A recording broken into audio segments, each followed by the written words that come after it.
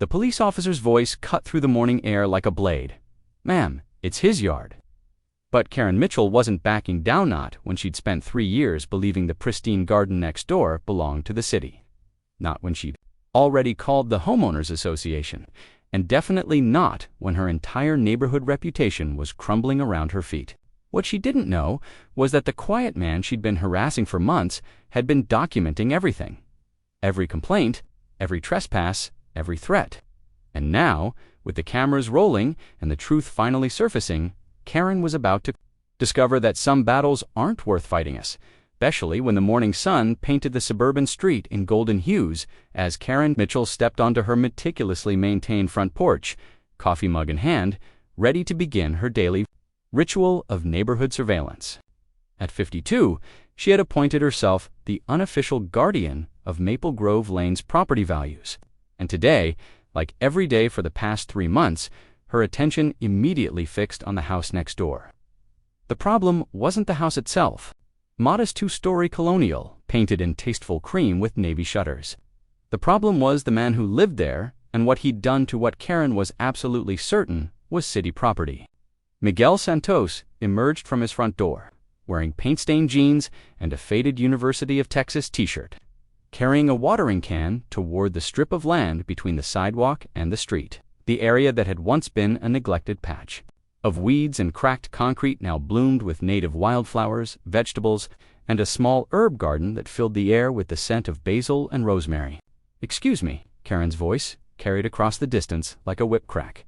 "Excuse me, sir." Miguel paused, his shoulders tensing slightly. He'd been hoping to tend to his plants before the daily confrontation began, but apparently Karen was starting early today. "Yes," he turned, his voice carefully neutral. At 34, Miguel had learned to choose his battles wisely, especially with neighbors who seemed determined to find fault with everything he did. Karen marched across her lawn, her designer athleisure outfit and perfectly styled blonde hair, creating an odd contrast to her increasingly aggressive demeanor. "I've told you repeatedly that you cannot continue to garden on city property. That strip belongs to the municipality, not to you." "Mrs. Mitchell," Miguel began, his tone patient, despite the frustration flickering in his dark eyes, "I've explained this before. The property line extends to the curb. I've checked my deed, and I've confirmed it with the city. This is my land." "That's impossible." Karen's voice rose, causing Mrs. Henderson from across the street to peek through her curtains. "I've lived here for 8 years. I know exactly where the property lines are in this neighborhood." Miguel set down his watering can and pulled out his phone, scrolling to a photograph he'd taken of his property survey. "Would you like to see the documentation again? I'm happy to show you." But Karen was already shaking her head, her face flushing. "Red, I don't need to see any fake documents. I know what I'm talking about. And furthermore, even if by some miracle you do own that strip, there are HOA regulations about what you can plant. You can't just turn our neighborhood into some kind of ... farm. It's not a farm." Miguel's patience was wearing thin. "It's a garden. Native plants that require minimal water, some vegetables for my family, and herbs. Everything is well maintained. And beautiful, beautiful." Karen's laugh was sharp and bitter. "It's an eyesore. Do you know what this is doing to our property values? Do you have any idea how hard we've all worked to maintain the character of this neighborhood?" Miguel glanced around at the identical lawns, the endless expanses of water-hungry grass, the sterile uniformity that Karen seemed to prize above all else. "I think it adds character and biodiversity. The bees love it, and I don't care about bees." Karen's voice had risen to a near shout. "I care about maintaining standards, and if you won't listen to reason, then I'll have to take more serious action." She spun on her heel and stalked back toward her house, leaving Miguel standing alone among his carefully tended plants. He watched her go, noting the way other neighbors quickly averted their eyes when he looked in their direction.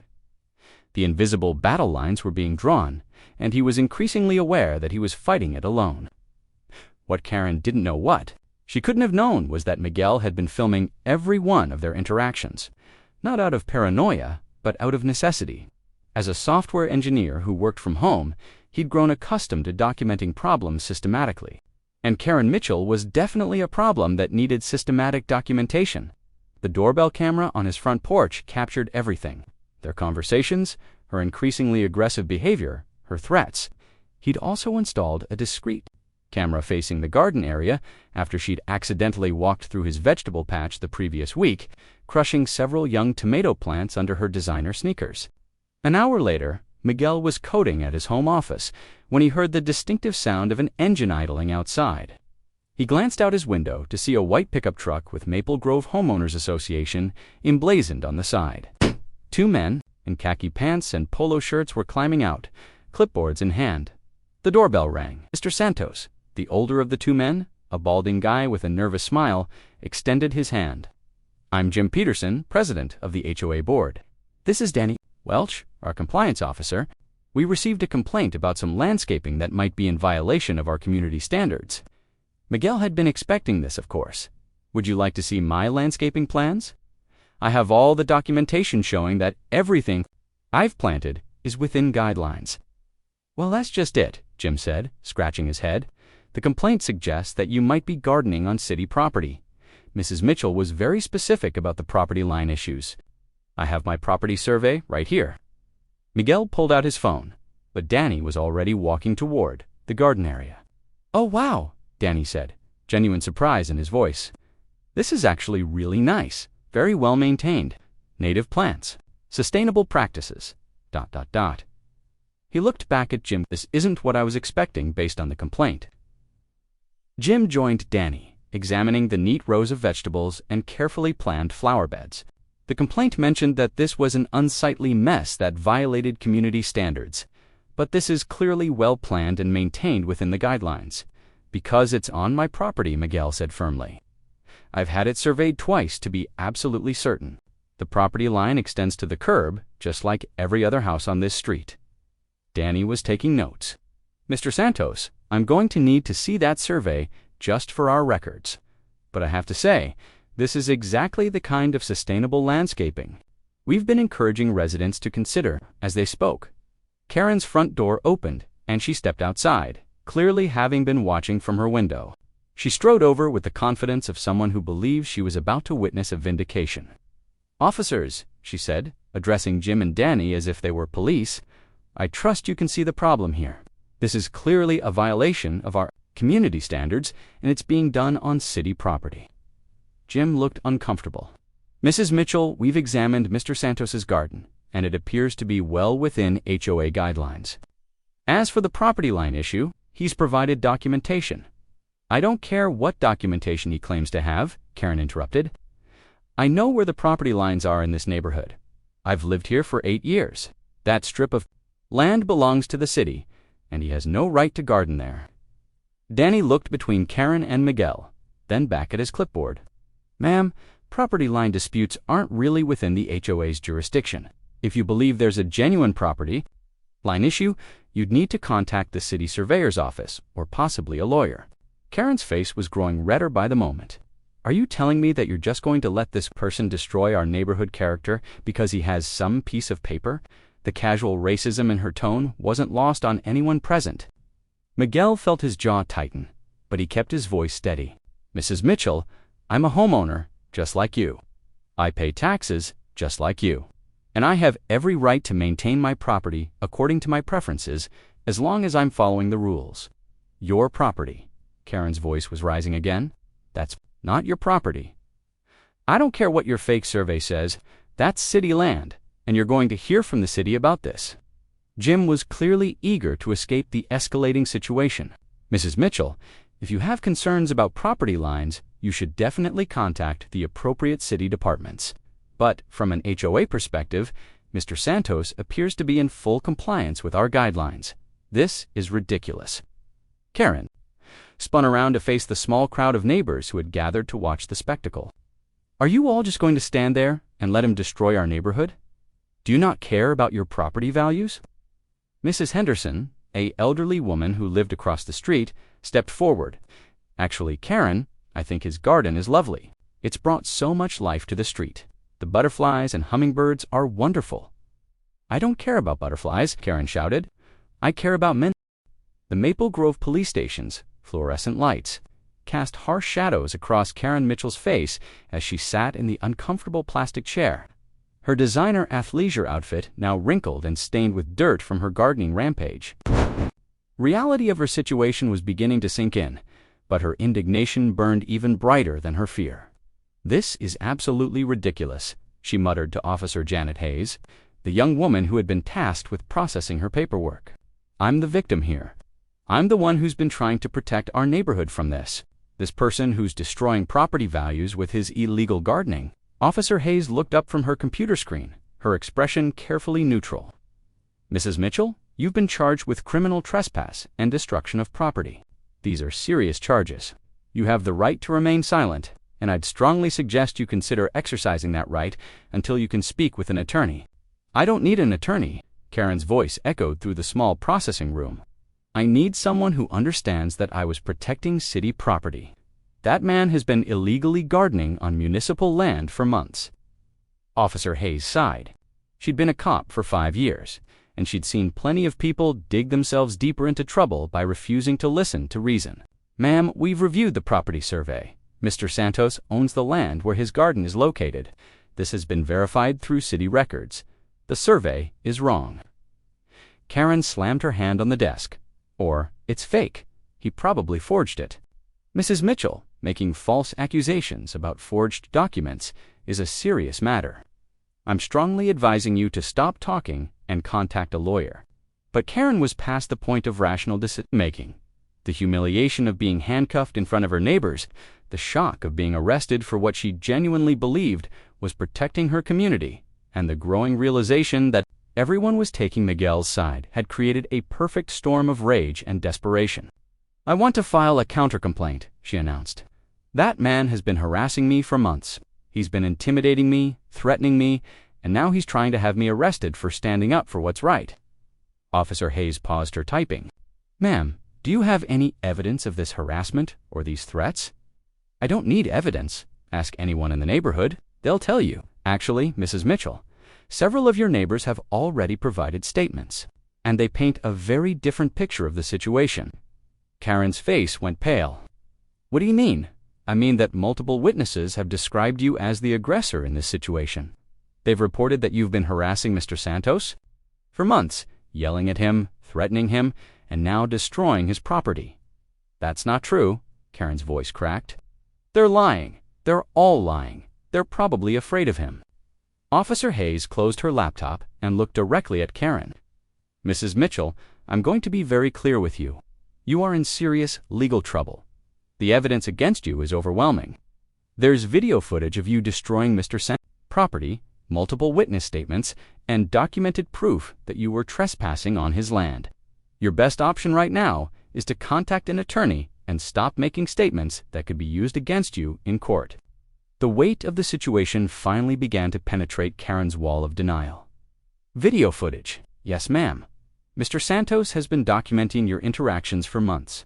He has multiple cameras that captured your behavior, including today's incident where you admitted on camera that you were removing his plants." Karen's world was crumbling around her. The careful image she'd built of herself as the neighborhood's protector, the reasonable voice fighting against chaos, was being systematically dismantled by facts she couldn't argue away. I was just trying to protect our neighborhood," she whispered. "Mrs. Mitchell, protection doesn't involve destroying other people's property. Now, I need you to sign these forms acknowledging that you understand the charges against you." Meanwhile, across town, Miguel Santos sat in his living room with his wife Maria, who had rushed home from the hospital as soon as she heard about the arrest. The destroyed plants were still scattered across their front yard, a testament to Karen's escalating behavior. "I can't believe she actually did it," Maria said, shaking her head as she looked at the video footage on Miguel's phone. "She literally destroyed your garden while claiming it wasn't your property." "The scary part is that she genuinely believes she's in the right," Miguel replied. "Even when the police officer told her it was my land, she kept arguing." "What happens now?" "The prosecutor's office will review the charges. Given the video evidence and the witness statements, they'll probably offer her a plea deal. Community service, restitution, maybe some counseling." Maria frowned. "That's it. After months of harassment, it's a start. But honestly, I think this is going to get worse before it gets better." Miguel's prediction proved accurate. Karen's arrest had been the talk of Maple Grove Lane, and the neighborhood was rapidly dividing into camps. The majority of residents supported Miguel, horrified by Karen's behavior and impressed by his patience and documentation. But a small group, led by Bob Patterson from 3 houses down, had begun to rally around Karen's narrative. "Look, I'm not saying what she did was right," Bob said to a small group gathered in his driveway the next evening. "But she's not wrong. About the property values, that garden is definitely not what we moved to this neighborhood for." "It's beautiful," countered Mrs. Henderson, who had appointed herself as Miguel's unofficial defender. "And it's on his property." Karen was completely out of line. Was she, though? Bob's voice carried an edge of something darker. "I mean, we all know what happens when neighborhoods start to ... change. Property values go down, crime goes up. And before you know it, this isn't the kind of place we want to raise our kids." Mrs. Henderson's eyes narrowed. "Bob Patterson, if you're suggesting what I think you're suggesting, you should be ashamed of yourself." "I'm not suggesting anything," Bob replied. "I'm just saying that Karen had legitimate concerns about maintaining neighborhood standards." The argument might have continued, but it was interrupted by the sound of a car pulling into Karen's driveway. She climbed out of her Honda Civic, her movements stiff and uncertain. She'd been released on her own recognizance, but the experience of being arrested and processed had left her shaken.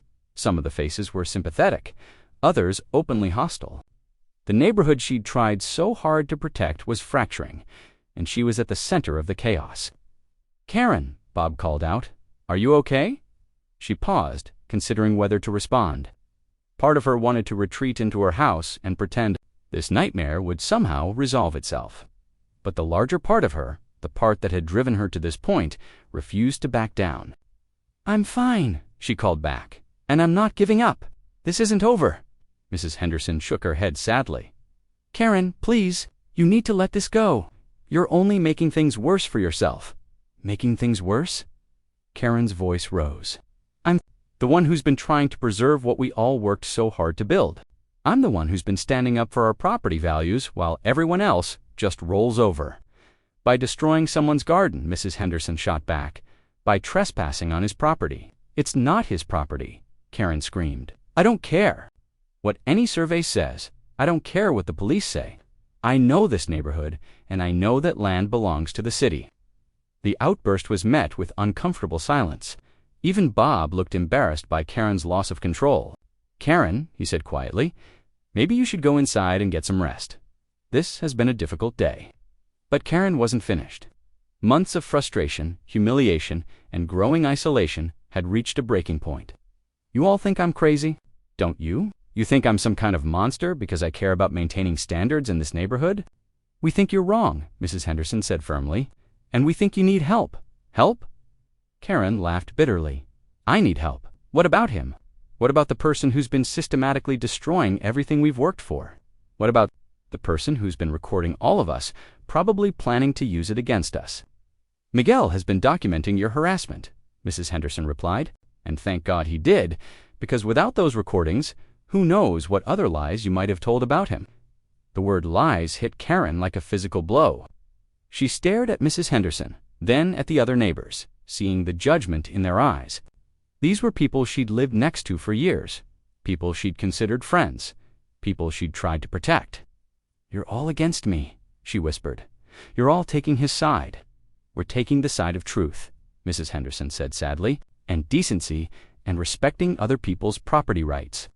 Karen turned and walked toward her house, her steps unsteady. As she reached her front door, she turned back one more time. "This isn't over," she said, her voice carrying across the evening air. "I'm going to fight this. I'm going to prove that I was right, and when I do, you'll all see what you've done to this neighborhood." She disappeared inside, leaving the gathered neighbors in uncomfortable silence. 2 days later, Miguel received a call from Detective Sarah Chen, who had been ASIC. The law office of Brennan and Associates occupied the top floor of a gleaming downtown building, its floor-to-ceiling windows offering a commanding view of the city. Karen Mitchell sat across from attorney James Brennan, a sharp-featured man in his 50s whose reputation for aggressive litigation had cost her $3,000 just for the consultation. Mrs. Mitchell, I've reviewed the police reports and the initial evidence, Brennan said, his fingers steepled as he studied her across his mahogany desk. The charges against you are serious, but not insurmountable. However, I need you to understand that our countersuit strategy depends entirely on your credibility. My credibility. Karen's voice was tight with frustration. I've lived in that neighborhood for 8 years. I've been a model citizen, a responsible homeowner, someone who cares about maintaining community standards. He's the one who moved in and started causing problems. That's exactly the narrative we need to build, Brennan replied. But I need to know everything, every interaction, every incident, every detail that could be used against you. Because if there's something you're not telling me, it will come out in court and it will destroy our case. Karen shifted uncomfortably in her chair. I've told you everything. He's been harassing me for months with his illegal gardening, intimidating me when I tried to address the issue, and now he's trying to have me arrested for standing up for my rights. What about the video evidence? Mr. Santos apparently has extensive footage of your interactions. He's been spying on me. Karen's voice rose. He installed cameras specifically to harass and intimidate me. That's invasion of privacy. Brennan made a note on his legal pad. Possibly. If we can prove the cameras were installed for the purpose of harassment rather than legitimate security, we might have grounds for a privacy violation claim. But Mrs. Mitchell, I need to ask you directly. In any of these recorded interactions, did you ever make statements that could be interpreted as threatening or discriminatory? Karen's hesitation was barely perceptible, but Brennan caught it. I may have expressed frustration about how his behavior was affecting the neighborhood, but that's not discrimination. That's legitimate concern about property values. What exactly did you say? I don't remember exactly, but nothing that wasn't justified by his behavior. Brennan leaned back in his chair, his expression growing more serious. Mrs. Mitchell, I need to be absolutely clear with you. If there's any evidence of discriminatory statements or behavior, our entire strategy falls apart. The courts take these matters very seriously, and public opinion can be devastating in cases like this.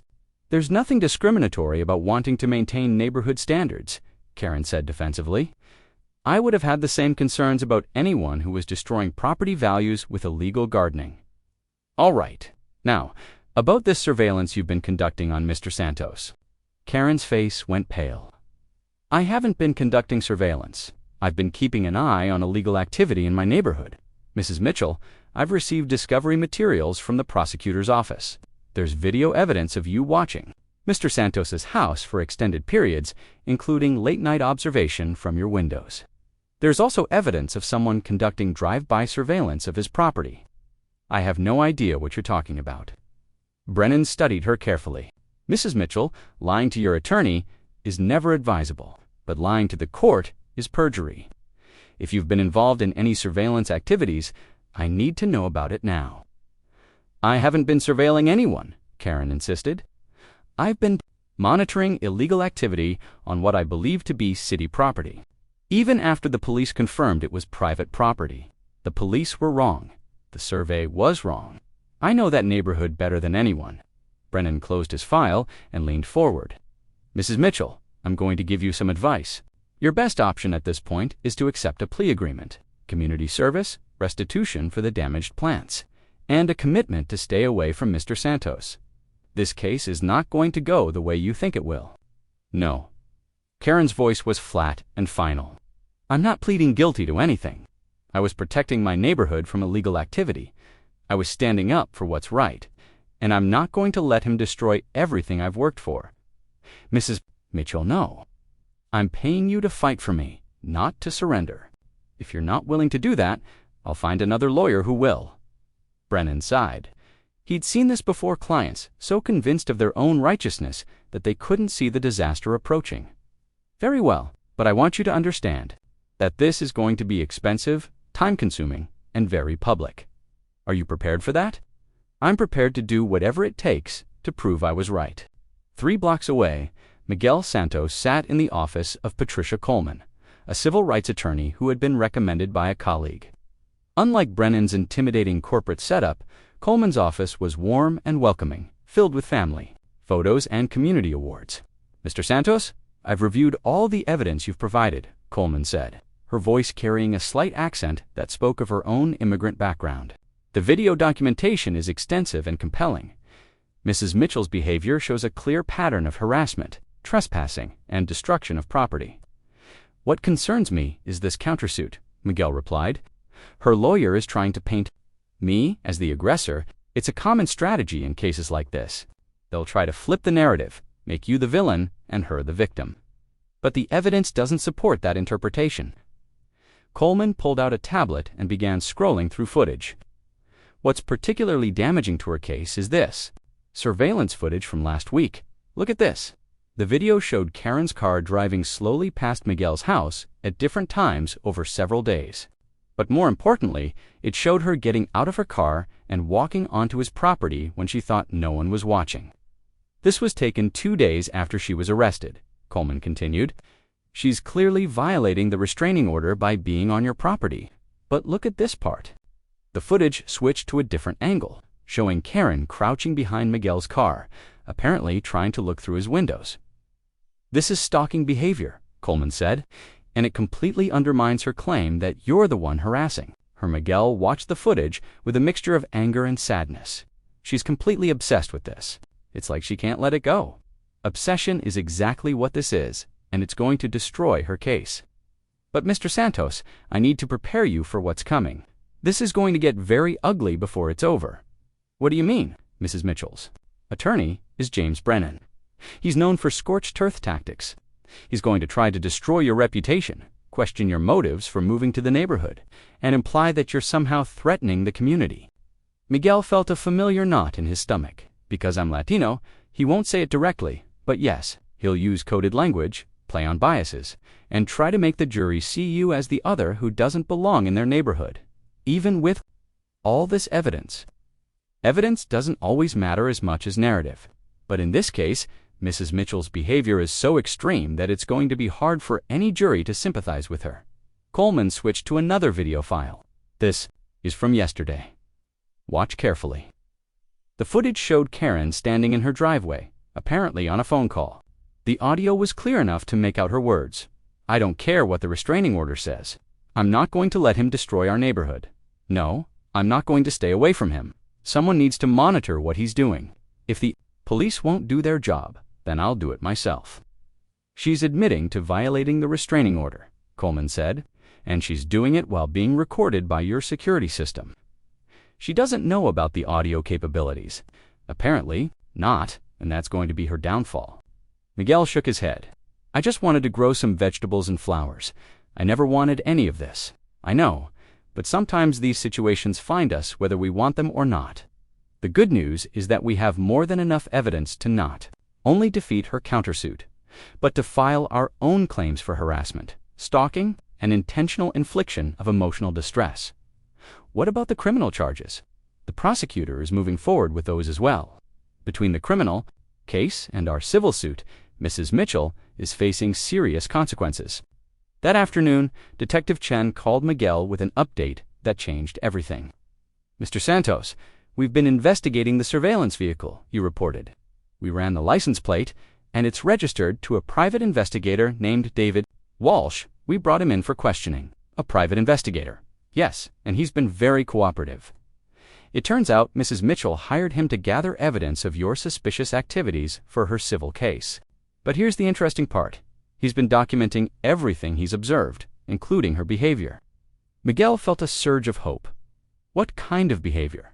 "Well, according to his report, Mrs. Mitchell has been contacting him multiple times a day, demanding that he find evidence of criminal activity on your part. When he told her he hadn't observed any illegal behavior, she became increasingly agitated and began making statements that he found concerning." "What kind of statements?" The Maple County Courthouse buzzed with an unusual energy on the morning of Karen Mitchell's hearing. Word had spread through social media about the Garden Karen case, and the public gallery was packed with a mixture of curious neighbors, local activists, and reporters drawn to what had become a symbol of suburban racial tensions. Karen sat at the defendant's table, her hands clasped tightly in her lap, wearing a conservative navy blue suit that her lawyer had insisted would make her appear more sympathetic, but nothing could hide the haunted look in her eyes or the way her shoulders seemed to carry the weight of her crumbling world. James Brennan shuffled through his papers one final time, knowing he was about to present a defense that had no chance of success. The evidence against his client was overwhelming, and Karen's continued insistence on her innocence had made plea negotiations impossible. "Mrs. Mitchell," he whispered urgently, "it's not too late to accept the prosecutor's offer. Community, service, anger management classes, and restitution. You could walk out of here today?" "No." Karen's voice was barely audible, but her resolve was steel. "I won't admit to something I didn't do. I was protecting my neighborhood." Across the aisle, Miguel Santos sat with his attorney Patricia Coleman, his wife Maria, beside him for support. The past months had taken their toll, the stress of constant harassment. The legal proceedings and the media attention had disrupted their quiet life in ways they were still processing. All rise for the Honorable Judge Patricia Williams. Judge Williams was a formidable woman in her 60s, known for her no-nonsense approach and particular intolerance for cases involving discrimination. She reviewed the case file as the courtroom settled. This hearing concerns the charges against Karen Mitchell for criminal trespass, destruction of property, stalking, and violation of a restraining order with hate crime enhancements. Counselor Martinez, you may proceed. Prosecutor Sarah Martinez stood, her presentation crisp and methodical. "Your Honor, this case began as what appeared to be a simple neighbor dispute over gardening. But the evidence will show that Mrs. Mitchell's behavior was motivated by racial bias and escalated to criminal stalking and harassment. She activated the courtroom's video system. I'd like to begin with footage from Mr. Santos's security cameras, showing the incident that led to the initial charges. The video played in stark silence, Karen systematically destroying Miguel's garden. Her voice echoed through the courtroom. I'm going to keep removing these illegal plants until the proper authorities arrive. The defendant admits on camera to destroying Mr. Santos's property," Martinez continued. "But this was not an isolated incident. It was the culmination of months of harassment." She played a compilation of interactions between Karen and Miguel, each one showing Karen's escalating aggression and Miguel's patient attempts to de-escalate. The pattern was undeniable and damning. "Your Honor, the defendant hired a private investigator to conduct surveillance on Mr. Santos. However, that investigator, David Walsh, will testify that Mrs. Mitchell's instructions and statements revealed the true nature of her motivations. Private investigator David Walsh took the stand, a weathered man in his 50s who looked deeply uncomfortable with his role in the proceedings. Mr. Walsh, Martinez began, please tell the court about your interactions with the defendant. Mrs. Mitchell hired me to gather evidence of what she called suspicious activity. By Mr. Santos, she was convinced he was involved in illegal activities and wanted proof. Did you find any evidence of illegal activity? None whatsoever. Mr. Santos appeared to be a quiet family man who worked from home and maintained a garden on his own property. How did Mrs. Mitchell respond when you reported this? Walsh shifted uncomfortably. She became increasingly agitated. She accused me of not looking hard enough, of missing obvious signs of criminal behavior. She demanded that I conduct more intensive surveillance. Did she make any statements about Mr. Santos that concerned you? Yes, ma'am. She made several statements about how people like him were destroying the neighborhood, how they don't understand property values or community standards. When I asked her to clarify what she meant, she became evasive. Martinez played an audio recording. Karen's voice filled the courtroom. I don't care what you think you saw. People like him, they're not like us. They don't understand how to maintain a proper neighborhood.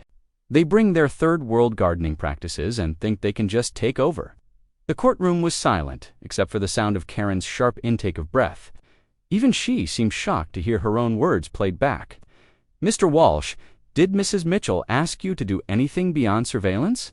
She wanted me to go through his trash, to look for evidence of drug activity or gang connections. When I refused, she said she would do it herself. Did she, to your knowledge, follow through on that threat? Yes, I observed her going through Mr. Santos's garbage on multiple occasions, even after she was served with a restraining order. Martinez presented photos taken by Walsh showing Karen crouched beside Miguel's garbage cans, digging through the contents. Mr. Walsh, in your professional opinion, was Mrs. Mitchell's behavior normal for someone concerned about property values? Walsh looked directly at Karen before answering. No, ma'am. In 20 years as a private investigator, I've never seen behavior like this. This wasn't about property values. This was obsession. When Brennan cross-examined Walsh's questions were perfunctory. There was no way to rehabilitate testimony that devastating. Next, Martinez called Mrs. Henderson, the elderly neighbor, who had witnessed many of the interactions. Mrs. Henderson, how long have you lived on Maple Grove Lane? 15 years. I've seen families come and go, and I've never witnessed anything like Mrs. Mitchell's behavior toward the Santos family. Can you describe what you observed? It was relentless. Every time Mr. Santos went outside, she would confront him. She would yell at him while he was gardening, follow him when he walked his dog, and constantly complain to other neighbors about his illegal activities. Ever make statements to you about Mr. Santos? Mrs. Henderson's voice grew sad. She said that people like him were ruining the neighborhood, that we needed to take back our community before it was too late. When I asked her what she meant, she said I was too naive to understand the threat. How did Mr. Santos respond to this harassment? He was incredibly patient, more patient than anyone should have to be. He tried to show her his property survey, tried to explain that he was following all the rules. He never raised his voice, never threatened her, never did anything but try to live peacefully in his own home. The parade of witnesses continued. Neighbor after neighbor testified to Karen's obsessive behavior, her increasingly unhinged statements, and Miguel's consistent attempts to de-escalate the situation. When it came time for the defense, Brennan called only one witness, Karen herself. Mrs. Mitchell, Brennan began carefully. Please tell the court why you were concerned about Mr. Santos's gardening activities. I was trying to protect our neighborhood, Karen said, her voice stronger than it had been all morning. Property values, community standards, these things matter. When you see someone violating the rules, someone needs to speak up. Did you believe you were acting within your rights? Absolutely. I was protecting city property from unauthorized use. I was standing up for the standards that everyone in our neighborhood agreed to maintain. Mrs. Mitchell, the prosecution, has presented evidence suggesting your actions were motivated by racial bias. How do you respond to that? Karen's composure finally cracked. That's ridiculous. This has nothing to do with race. This is about maintaining property values and community standards. Anyone who violated the rules the way he did would have faced the same response from me. But Mr. Santos has presented documentation showing that his garden was on his own property. The documentation is wrong or fake. I know that neighborhood better than anyone. Even Brennan looked pained by his client's response. Mrs. Mitchell, multiple city officials have confirmed that Mr. Santos owns the property in question. They're all wrong. Karen's voice was rising, and Judge Williams was watching her with growing concern. I've lived there for 8 years. I know every inch of that neighborhood. That land belongs to the city. Mrs. Mitchell, Judge Williams interrupted. Are you suggesting that the city surveyor's office, the property records department, and multiple independent surveyors are all mistaken? Yes, or they're part of some conspiracy to help him steal city property. The courtroom erupted in murmurs, and Judge Williams gavelled for order. Karen had just destroyed any remaining credibility she might have had. Martinez's was surgical. Mrs. Mitchell, you stated that your concerns were about property values and community standards, not race. Is that correct? That's correct. Yet you made statements about people like him and third-world gardening practices. Can you explain what you meant by those terms? I meant people who don't understand suburban landscaping standards. Mrs. Mitchell, Mr. Santos has a degree in environmental engineering and has won awards for sustainable landscaping. Are you familiar with his qualifications? Karen's face went pale. No, but that dose. Miguel Santos knelt among rows of thriving vegetables and native wildflowers, his hands dark with rich soil, a contented smile playing at the corners of his mouth. The destruction that Karen Mitchell had wrought had been transformed into something more beautiful than he had ever imagined. Daddy, the butterflies are back. 7-year-old Sofia Santos ran through the garden paths, her laughter mixing with the gentle hum of bees working among the sunflowers. The monarch butterflies had indeed returned, drawn by the milkweed plants that now bordered the entire front yard. Maria emerged from the house carrying a tray of fresh lemonade, her nursing scrubs traded for weekend gardening clothes. The documentary crew is here, she called. They want to film the morning routine. The past 6 months had brought unexpected attention to their quiet suburban life. Miguel's story had resonated far beyond Maple Grove Lane, becoming a symbol of resilience. In the face of hatred, the documentary Seeds of Justice was just one of several projects that had emerged from their experience. The film crew set up discreetly, capturing the peaceful rhythm of family life that Karen had tried so desperately to destroy. Miguel showed Sophia how to check the tomatoes for ripeness while explaining the importance of companion planting. It was exactly the kind of scene that had once sent Karen into apoplectic Raja Latino family, peacefully enjoying their own property. "Mr. Santos," the director called softly, "could you tell us about the community response since the trial?" Miguel looked around the neighborhood, where several other families were now tending their own front yard gardens. Mrs. Henderson had planted a butterfly garden next to her driveway. The Patels, 3 houses down, had installed raised beds for herbs and vegetables. Even Bob Patterson, who had initially supported Karen, now maintained a small plot of native grasses and wildflowers. "The neighborhood has changed," Miguel said thoughtfully, "but not in the way Karen feared. It's become more beautiful, more alive, more connected. People talk to each other now. They share vegetables and gardening tips. Children play together in ways they never did before." The irony was profound and intentional.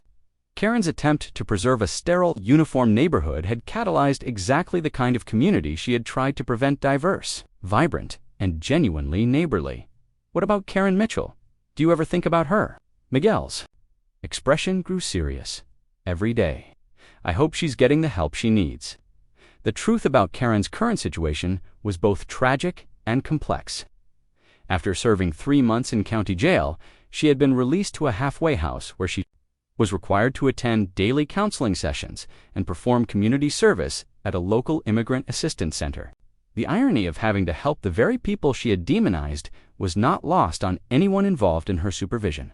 Dr. Alina Rodriguez, the psychologist assigned to Karen's case, had diagnosed her with a complex mixture of anxiety disorders, personality, and what she termed threatened identity syndrome, a psychological condition where perceived changes to one's environment trigger extreme defensive behaviors.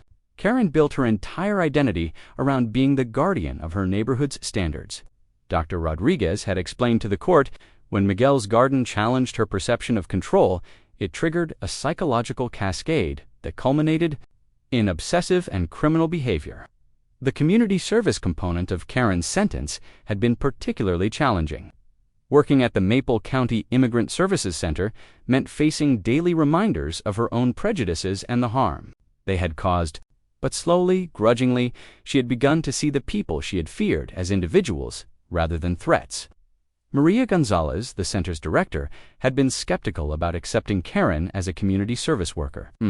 "We don't want someone who's just going through the motions," she had told the court. "This work requires genuine commitment to healing and growth." But something unexpected had happened during Karen's 3rd week at the center. She had encountered Alina Vasquez, a young mother from Guatemala who was struggling to navigate the immigration system while caring for 2 small children. Elena's situation was desperate.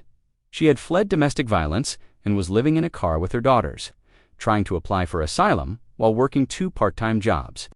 "I saw her in the parking lot one evening," Karen later told Dr. Rodriguez. "She was trying to feed her children in the back seat of this old Honda, and the younger girl was crying because she was cold. And I just ... I couldn't walk away." Karen had bought the family dinner that night, then helped Alina find emergency housing through the center's programs. It was the first time in months that Karen had acted out of compassion rather than fear or anger. "It doesn't excuse what I did," Karen had said during one of her therapy sessions. "Nothing can excuse what I put that family through. But maybe I can do something useful with the rest of my life." The change in Karen was gradual but undeniable. She began volunteering additional hours at the center, using her administrative skills to help families navigate bureaucratic systems.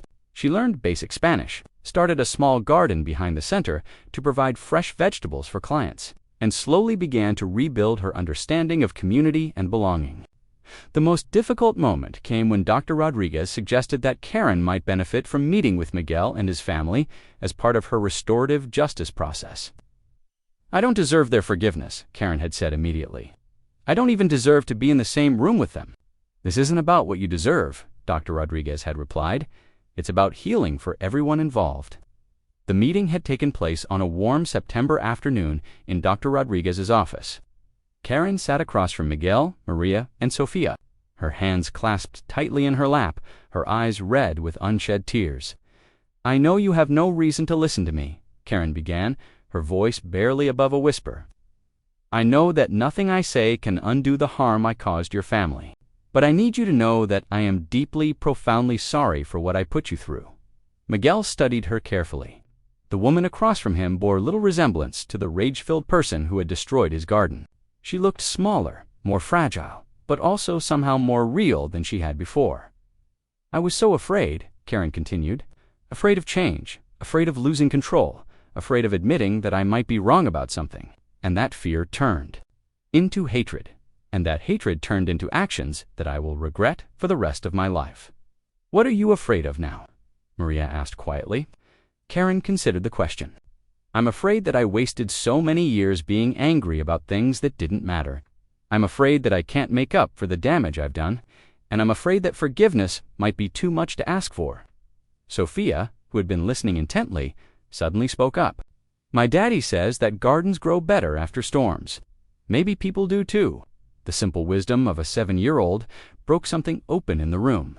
Karen began to cry out the angry, frustrated tears of defeat, but the deeper tears of genuine remorse and recognition. "Sophia's right," Miguel said after a long moment. "People can grow, but it takes work, just like a garden." "I'm willing to do the work," Karen said, "however long it takes." The meeting didn't end with dramatic reconciliation or instant forgiveness. But it did end with understanding and acknowledgement that healing was possible, even if it would take time.